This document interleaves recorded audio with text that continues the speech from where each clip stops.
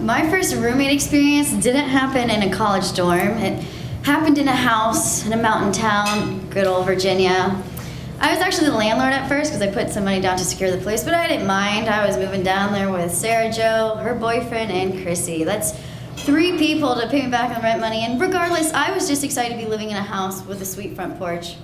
When you walked in our house, there was the main room with glass double doors that led to the fireplace room. Chrissy's room was to the left. Straight ahead of you was a staircase that had this mysterious yellow S in front of it, almost like somebody polished the wood away. It was cut by a mini hallway as I curved up to the 2nd floor. My room was on the left. Sarah Jo and Fun Dip's room was on the right. Now, the reason I just called Sarah Jo's boyfriend Fun Dip is because, well, instead of paying me any kind of rent at first, he bought boxes upon boxes of Fun Dip. Valentine's, original SpongeBob. Nonetheless, too much Fun Dip and not enough rent money. I was already not becoming a fan.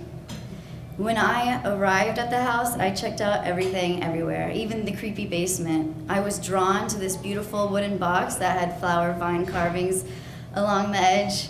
I opened it, tried to look in it, or nothing was in it. All right, back to exploring the rest of the house I go.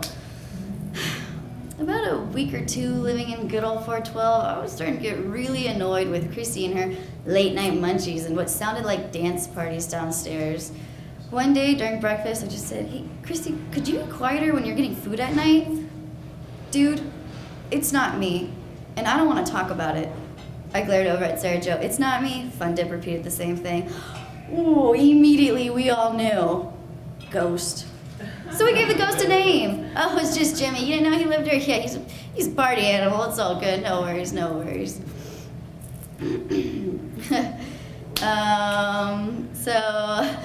So then we, on a scale of 1 to 10 of how awesome of a roommate are you, Fun Dip receives a big fat 0. He leaves his dishes everywhere. He eats all the food.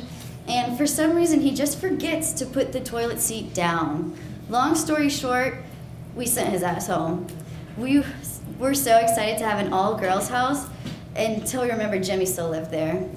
He was obviously really excited that Fun Dip was out as well, and he threw the most epic, crazy paranormal activity you could ever think of.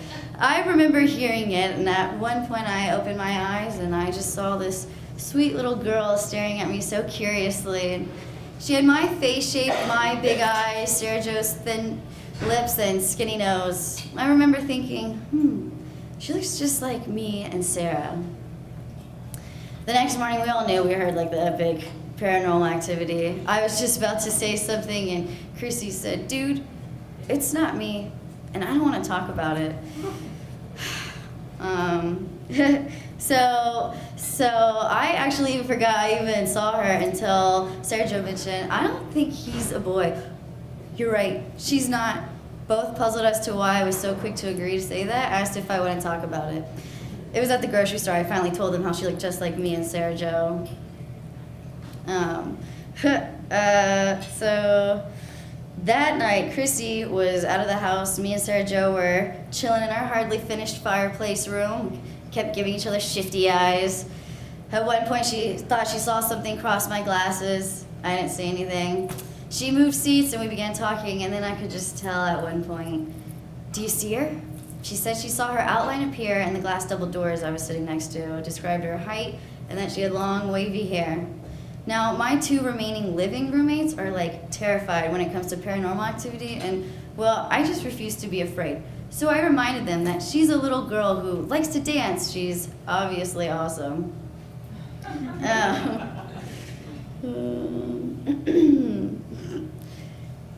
And so then we got used to hearing the cabinets opening and shutting. We got used to hearing, the footsteps sound like dance parties. And then like a month later, Chrissy had a teen mom moment and found out she was pregnant. She moved out, and then it was just me and Sarah Jo.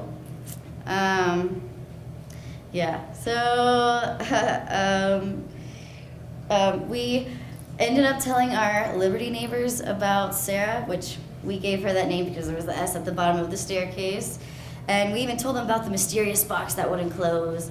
Out of all 4 guys, Ethan was the one who just shut the box no problem. We were baffled. And I was, had always had a suspicion that she was coming from that box, and now that the box was closed, we really did stop hearing the paranormal activity. We continued life, and then one day we were reminiscing about, she looked just like us, and then we realized it was just us two in the house. So we came up with the conclusion, let's set her free. Yeah, she needs to be set free. So, as we're coming down the stairs, excited to do this, we hear what sounded like rattling coming from our fridge. I whispered to Sarah, Joe, she knows she's getting some snacks before she goes. And then I went to the basement, got the box. Sarah Jo went to the kitchen, opened the fridge door, and to her surprise, all the grapes were all over out of the bowl and now on the floor. As I came in the kitchen with the box, I was like, oh, you see there's a red spot on the box now. And simultaneously, one of our little sweet leaf caps that we turned into a magnet on our fridge rolled off and stopped in front of me. I picked it up. Oh, is that so? Dance as if no one's watching. I took that as a sign as that she was excited to go. Sarah Jo, on the other hand, sprinted like a cheetah to the shed, grabbed a shovel and a hoe. I put the box in the passenger seat and grabbed some daffodils out of excitement. We took some twisty roads, took some straight roads, came to a fork in the road, and where the street sign read S5 Fork. Not too far after that, we came to another street sign that said Daffodils. We took Daffodil Road all the way until, it's a secret. We dug the deepest hole ever, we buried it up, we said a prayer, welcoming her into her new life away from this box, and that she was going to be able to live life as intended. When we got back to the house, you could just tell it was like the energy was just clear, the house almost seemed brighter and more open. And, as we thought about it, we were totally meant to come to this house to help her and set her free, and that she directed us where to go. I mean, S5 Fork because of the S at the bottom of her staircase, 5 because of her height, and I knew she was a kid, and Fork because Westover Boulevard, the street we lived on, our house was over here, and it was right off a fork in the road. And clearly I had the urge to pick daffodils because we would bury her off a street named Daffodils. As far as roommates go, I never thought I'd like the non-living one better than all the living ones. And P.S., the second house I moved into down the street on Westover Boulevard had the name Sarah in all caps carved into the cement before it was dried. The end, yeah.